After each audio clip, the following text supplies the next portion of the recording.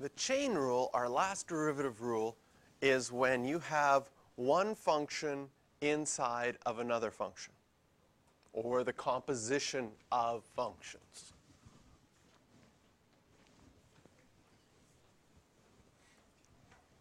So you're trying to find the derivative of x plus 2 cubed. So you have x plus 2 inside of cubing. So right now, one of the things you could do in this situation is expand it completely. And you would get x cubed plus 6x squared plus 12x plus 8. Okay? Now, one of the things you might have started to notice is anytime we expand something completely and takes a long time, we end up finding a shorter way to do it. Okay? Mathematicians are notorious for that. Something's taking a long time, we better find a way to make this faster. So anyways, we expand this one completely, which allows us to just use the power rule to find the derivative. Once we've got our derivative, we go, oh, maybe I want to write it in factored form. So I factor out the 3, and I factor out completely, and I get 3x plus 2 all squared.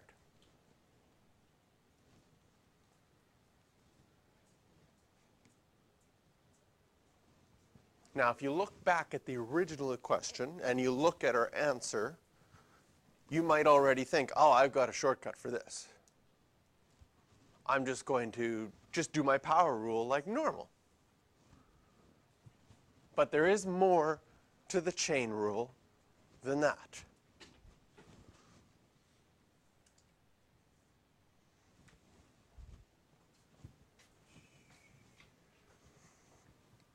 This one's not on your, were you done with the last one? No, okay, I can go back.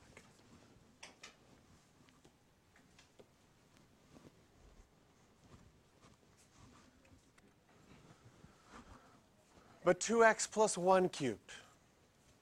So you would expand it completely, right? The green numbers there represent Pascal's triangle.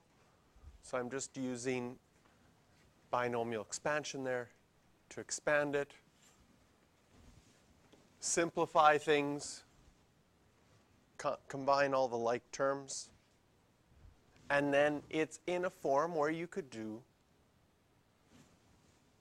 the derivative. So we do the derivative,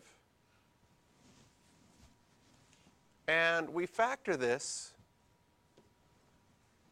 and we get 6 times 2x plus 1 squared. Does it fit the pattern of the last one? Not quite. Right? In the last one, we could bring a number out in front, right? And subtract 1 from the exponents, just like the power rule in the past. But in this one, when I bring that 3 out in front, now it's a 6.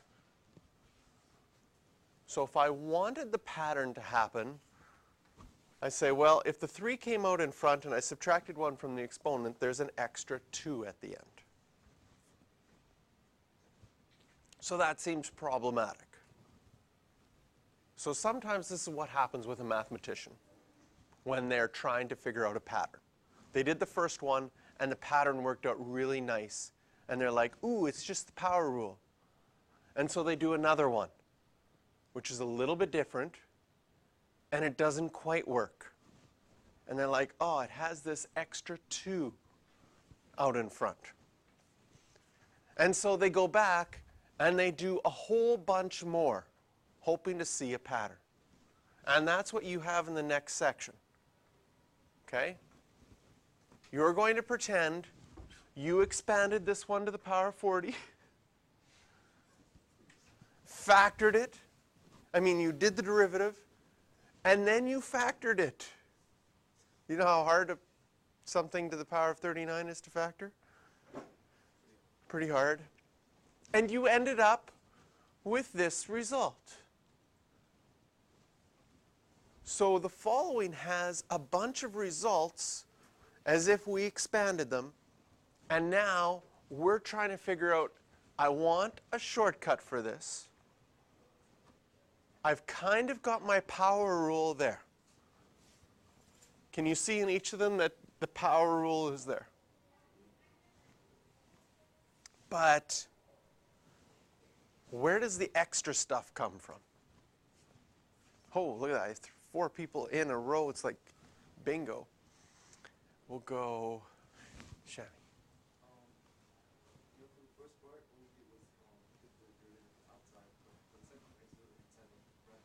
It's the derivative of the inside of the bracket. So you're saying that this 2 is the derivative of 2x plus 3. The 6x is the derivative of 3x squared minus 7.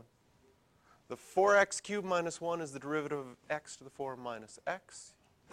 And the 5x to the 4 is the derivative of x to the 5 plus 2. Yes.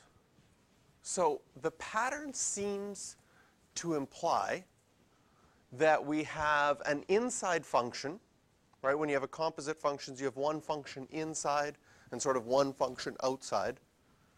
We do the outside function, which was just our power rule, kept the inside the same, right, when we did the power rule. And then after that, we did and multiplied by the derivative of the inside function. That's what the pattern seems to imply. Well, here's our chain rule.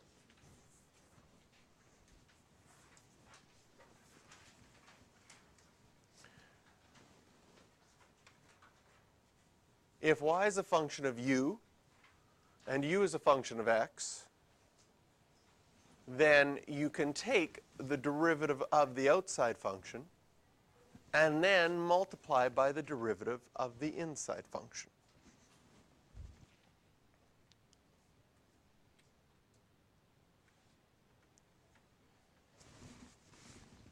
Okay. So what does this look like if we're using the formula? And you might, and we will all probably not use the formula very much. It's one of these formulas where sometimes it gets more complicated to use the formula rather than just think about it directly. So using the formula, you have to let something equal your inside function. So I'm going to say let u equal my inside function 3x plus 6. Then my regular function just becomes y equals u to the 5. Okay? So I'm just doing a little bit of substitution here. I let u equal the inside function, and then my original equation just becomes y equals u to the 5.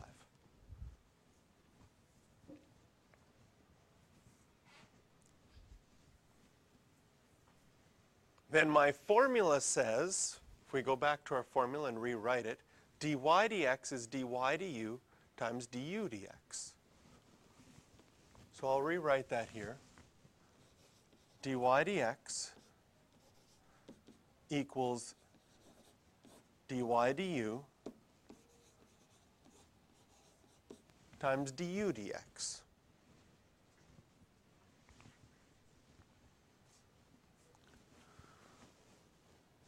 dy du would just be 5u to the 4. And you see if you did the derivative inside of this box, the derivative would just be 5u to the 4. If we did the derivative of u with respect to x, the derivative of 3x plus 6 is just 3. So using the formula, you have to do the substitution first, then write the derivative dy du multiplied by the derivative du dx, and then after you've done that, substitute it back in and simplify if necessary.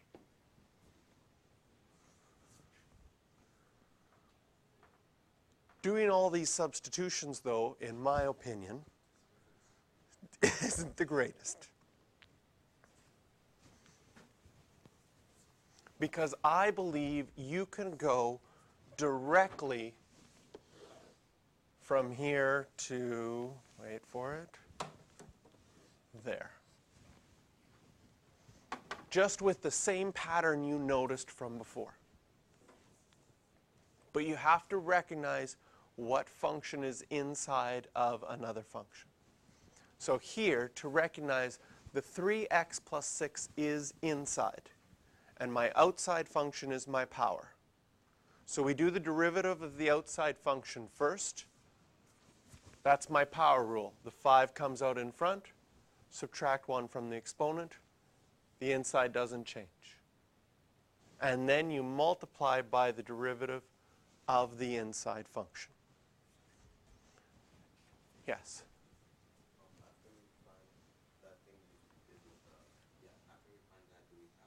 You do not, usually you don't even have to simplify. I mean, in this case, it's just a 5 times a 3. It's not hard to. And in some questions, it's to show that question, or you have to do something with it later. It might make sense to simplify. But often it's just like, find the derivative, no need to simplify. In the IB exam and your exam for test, do they ever ask us to do the formula? Do they ever ask you to use all of the formula? No, but sometimes what they might do, just to see if you understand what the formula means, they might give you parts of it and hide other things, so you would have to sort of manipulate it. But even without the formula, just an understanding of this, you could probably figure those questions out that way as well. So all of this substitution that could be done is really not necessary, and the reason it's not necessary is because in the more complicated questions, the substitution becomes so complicated that you end up screwing up even worse. So why do we make it complicated? We don't. Let's just keep it simple. So this idea of figuring out what function is inside of another function, do the derivative of the outside function. So that's just your simple power rule. Keep the inside the same, and then multiply by the derivative of the inside function.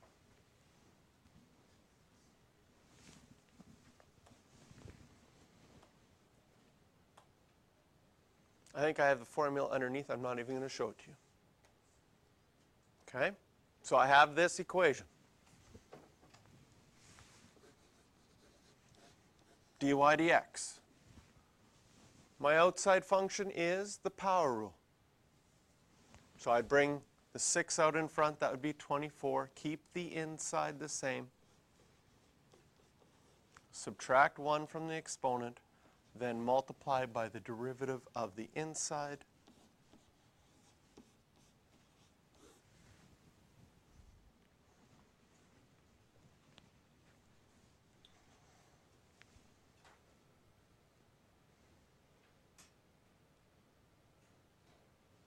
So you'll hear me say this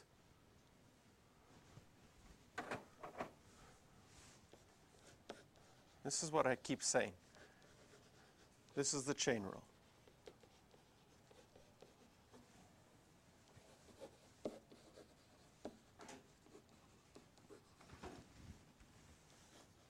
So take the derivative of the outside function.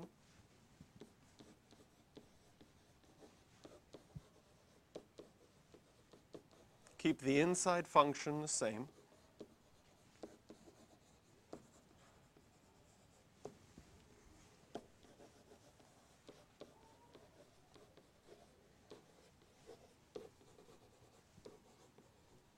And then you multiply by the derivative of the inside function.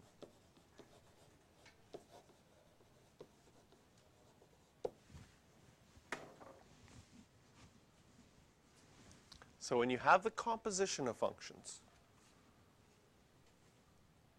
you have to say, well, what's my outside function? Probably it's easier to say what's inside of something else. When you're doing the derivative of the outside function, the temptation for students is to quickly derive everything. You've got to take your time.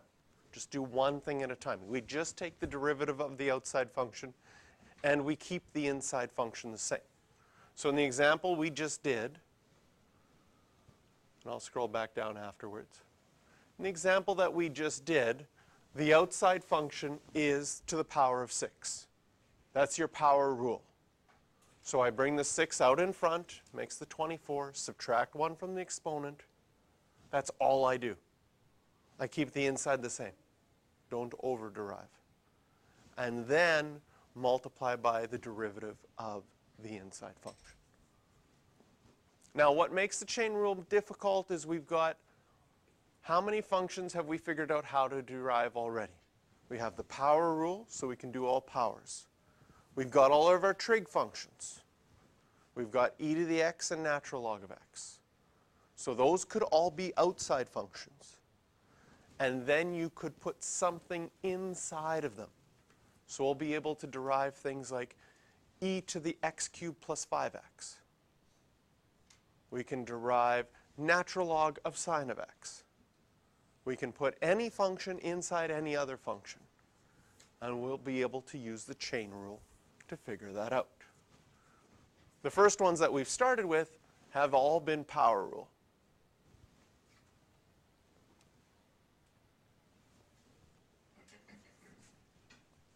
You could also have the chain rule inside of quotient rules. Or you could have chain rules inside of product rules. So it's a matter of taking the time to really get to know each of the rules on their own really well, so that when things get combined, you can make it easier.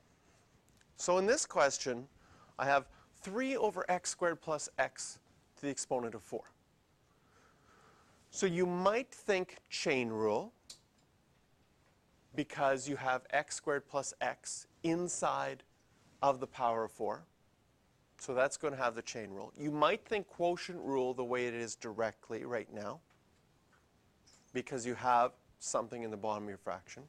However, if you want to manipulate before that, you can take any time you have a power in your denominator, you can use your negative exponent rules, and you can bring that power to the top. If I bring the power to the top, now I only have a chain rule that I have to deal with. I have x squared plus x inside of a power.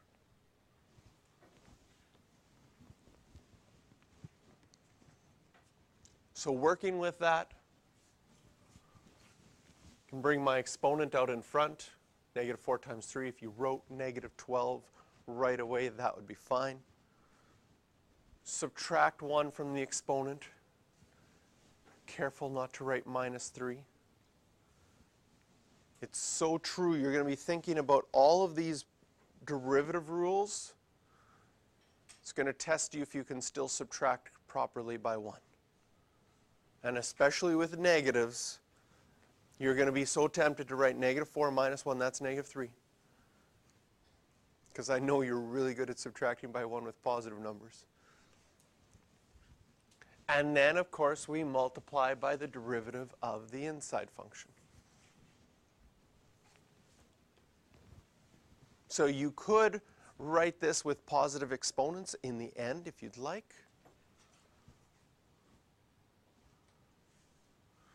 But often, you're fine to just leave it as that second line without simplifying it.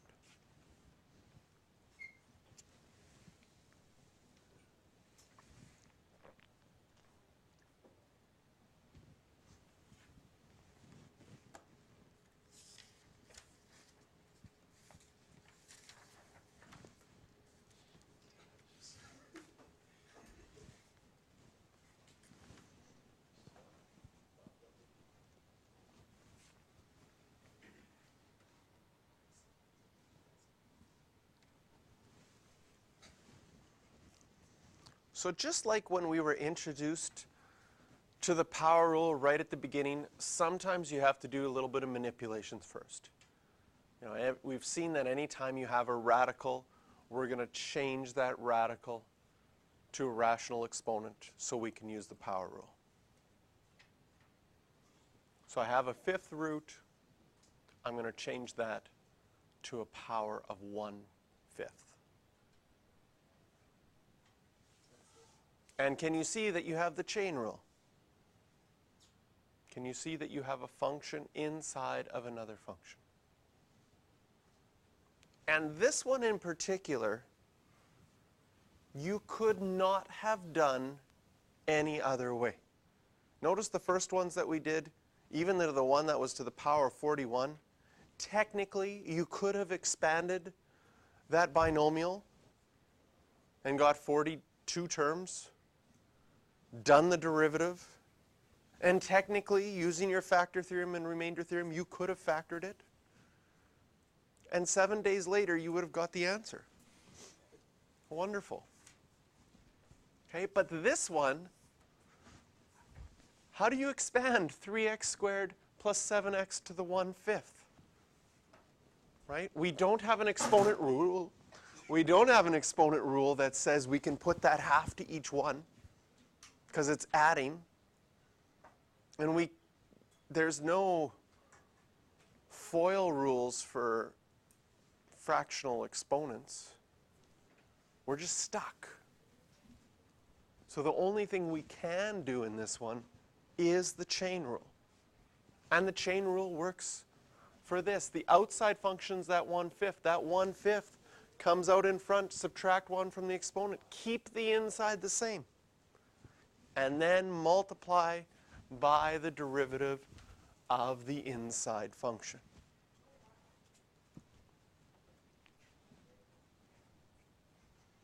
And this is how I would say you would leave your answer. Okay, textbooks will often have positive exponents. They might change things back to radicals, so it could look like this.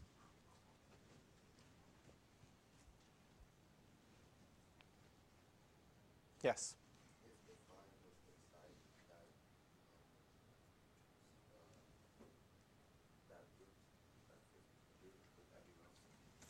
If this 5 was inside here, yeah. Because this fifth, the negative 4/5 is just applying to what's in the brackets. So that's the only thing that's going to be inside your radical.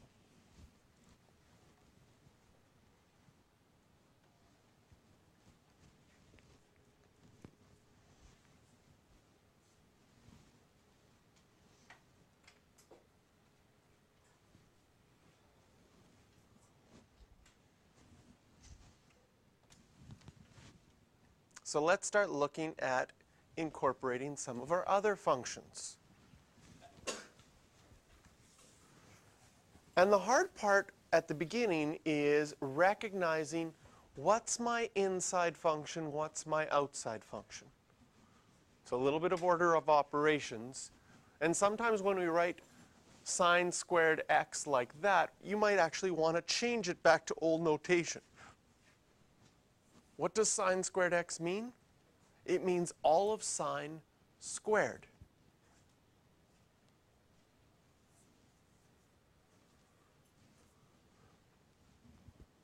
And if it means all of sine squared, what's our chain rule? The outside function means the 2 comes out in front. You might even want to put brackets still around this and make it a 1 to really make it obvious for yourself that I did the power rule first.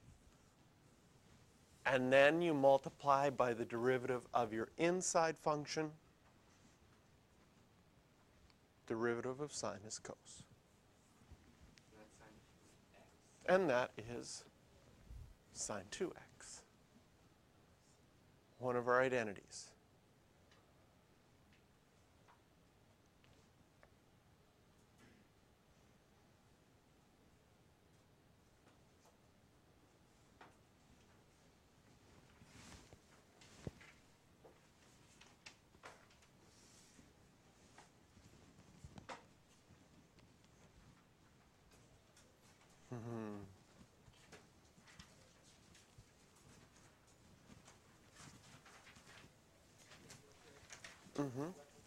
I can go back, yeah.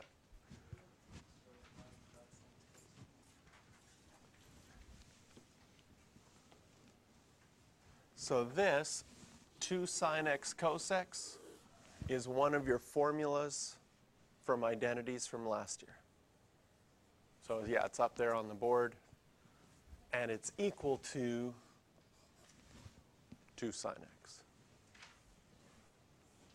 That identity is on your formula sheet. However, with most of your formulas, you want to go into your exams with them mostly memorized, right? Because on an exam, if this was the next step that they needed you to do to recognize that identity and use it, it's not like after you do every line of math, unless, get me wrong, maybe some of you do this. Do you do a line of math, then read through all 7 pages of your formula sheet to see if anything related? And if it doesn't, then do your next line of math, then read through all 7 pages of your formula sheet to see if anything's there?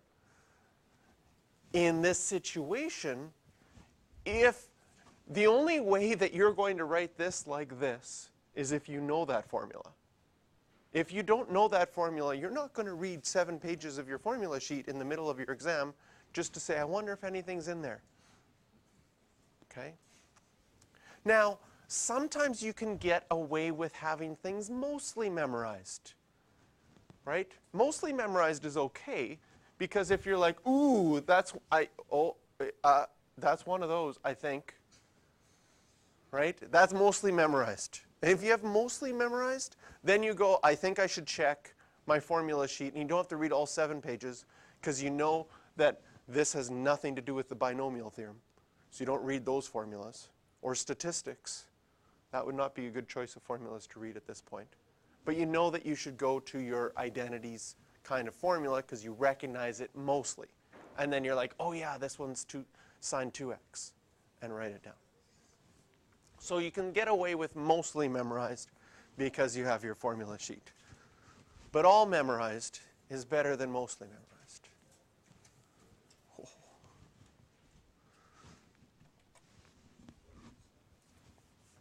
Cos squared 5x. So we might take the time to rewrite this as cos 5x all squared. And this one gets complicated because we don't only have a function inside of a function.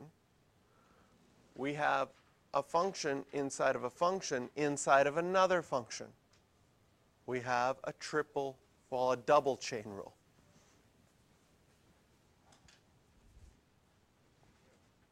So I'll let you write it down, and then once you're done writing it down, we'll do some explanation. While you're writing it down, see if you can see what's happened.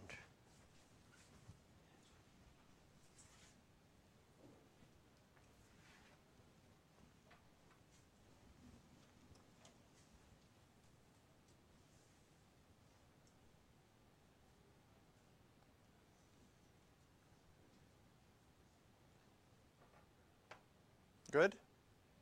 Okay. So first of all, rewriting it as cos 5x squared helps us see that the cos 5x is inside of the squared. That's our chain rule. So we start by bringing the 2 out in front. Notice I keep the cos 5x the same. We always keep the inside function the same. We just do one derivative at a time.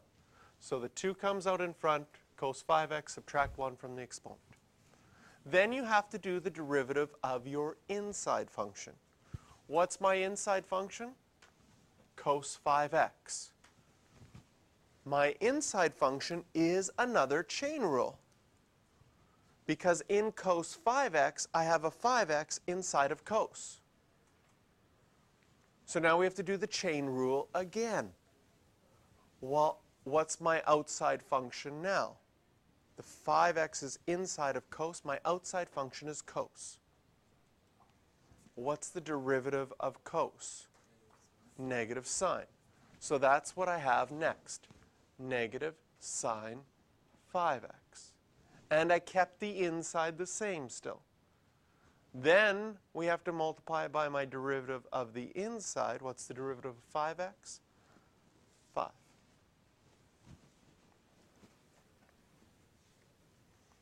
So we follow the rules of take the derivative of the outside function, keep the inside the same, then multiply by the derivative of the inside function. In this case, the derivative of the inside function had another chain rule have to happen.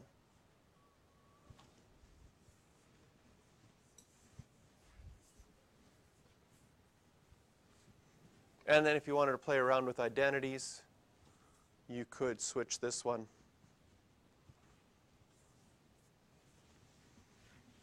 So this would be a not very nice question if the question had said, show that f prime of x equals negative 5 sine 10x, given this.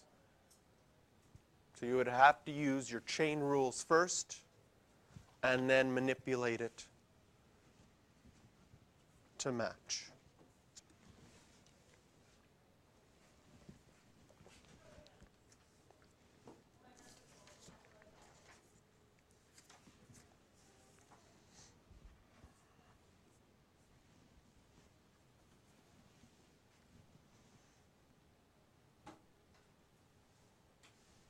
Good?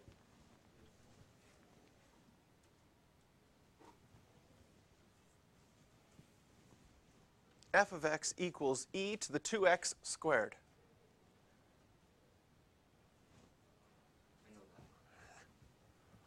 We have 2x squared inside of e to the x. Do you see that?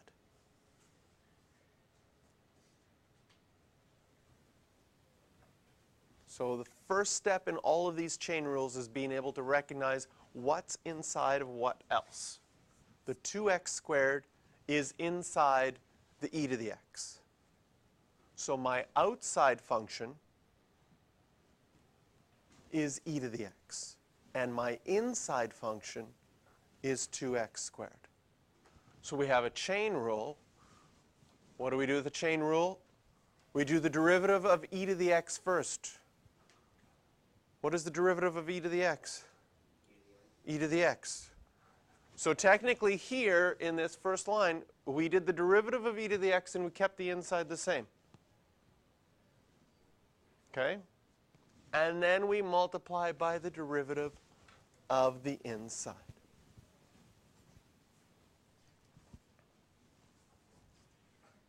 You lost it. And e is bad. E is tough because the derivative of e is itself. So you feel like you haven't done something when you have done something.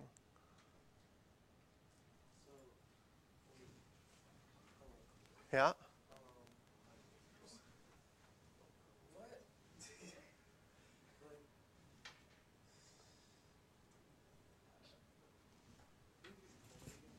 Okay, so f of x, I'm going to color code it here, equals e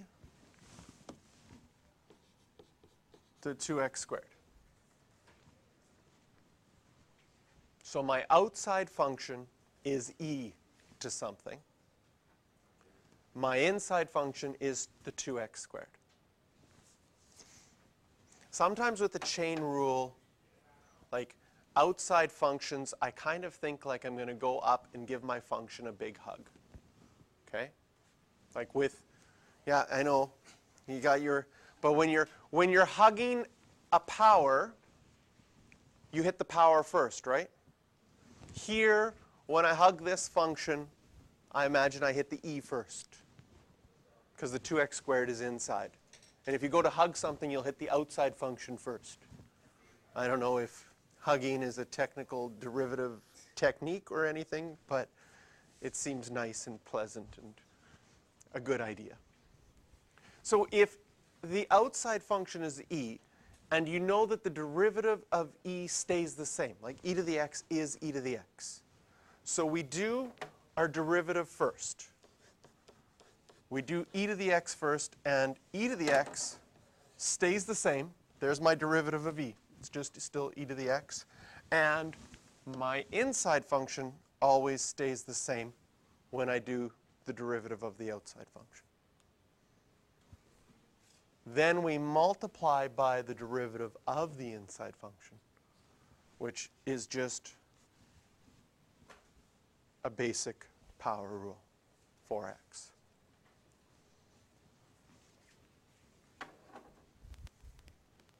Ready for another one with e? See, I told you, e's gets tricky because it doesn't change. So it throws you off. Sometimes it feels better when you do something and write something down. E to the sine x. Which is your outside function? Which is your inside function?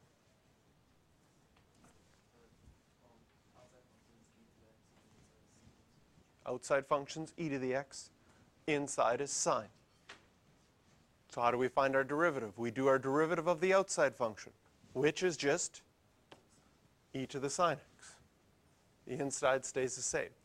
And then the derivative of the inside, you multiply by cos.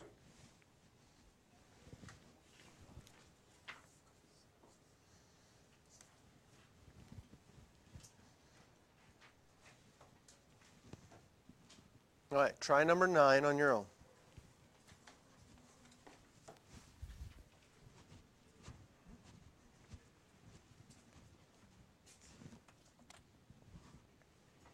So first, change that radical to a rational exponent of a half. Move that exponent up to the top. And then your outside function is a negative a half. Again, the hugging analogy, when you hug that function, you hit the negative a half on the outside first.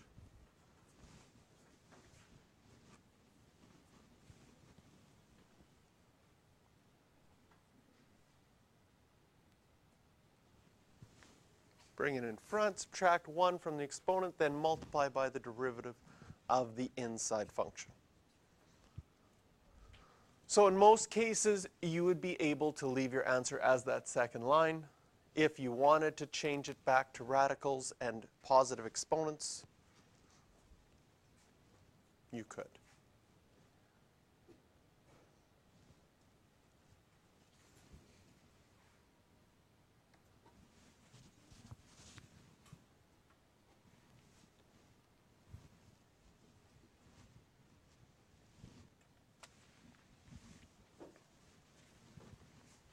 Work backwards. If you were given this function, can you see what the original function was?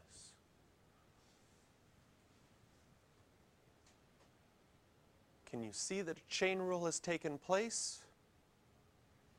And so originally you would have had just 3x squared plus 5x to the 5. This would be right. If you added 15 to the end of this, it would still be right. If you added 32, right? Because if you add a constant, the derivative of a constant was 0. Okay, but it just didn't say find all the function, just said find a function, and this is one of the ones that works. Okay, we are going to end with an exam question. So when the exam likes to combine chain rule and product rule together, they often do it like this. F of x is e to the negative 3x. G of x is sine x minus pi over 3. Quickly write down the derivatives of each. So write down the derivative of f prime of x. Write down the derivative of g prime of x.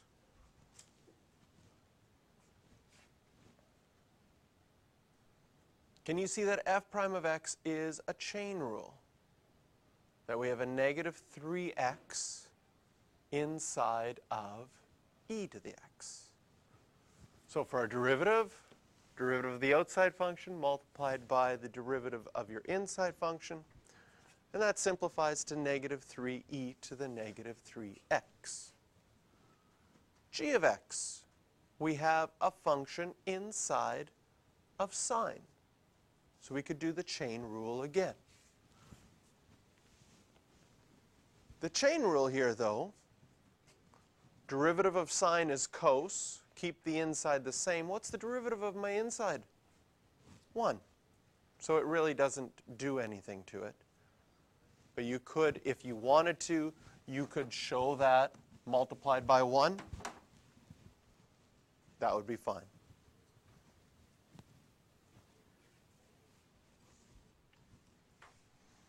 And then in part B, let h of x equal those two functions multiplied together. Find the exact value of h prime of pi over 3. So they want to find the slope of the tangent line to that function at pi over 3. Well, in order to find h prime of pi over 3, we need to find h prime of x first.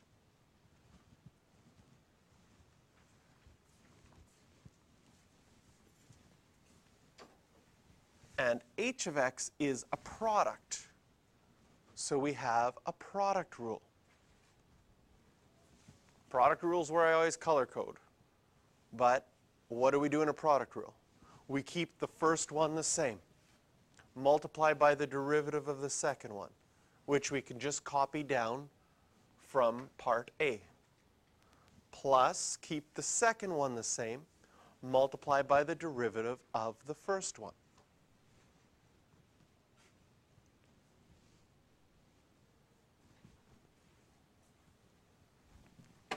And then we get to do some fun mental math. Plug in pi over 3. You could also factor out first. You wouldn't have to. So what I did here is I noticed that there is an e to the negative 3x in both the first term and the second term.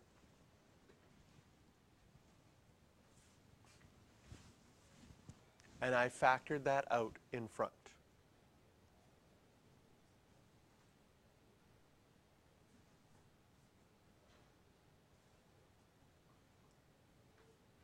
In this question, that step wouldn't be necessary because you could plug in pi over 3 right away.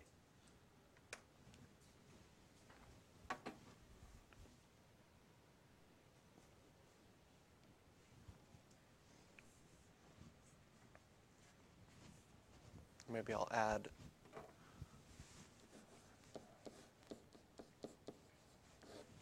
when you plug in pi over 3, you get cos of 0 minus 3 sine of 0. Go back to your unit circle. What's cos of 0? What's sine of 0? Cos of 0 is 1. Sine of 0 is 0. So it just becomes 1 minus 0.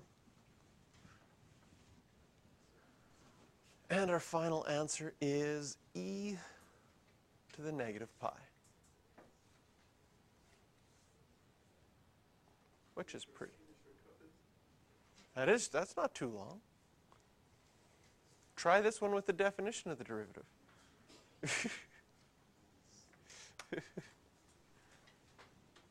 7 years later.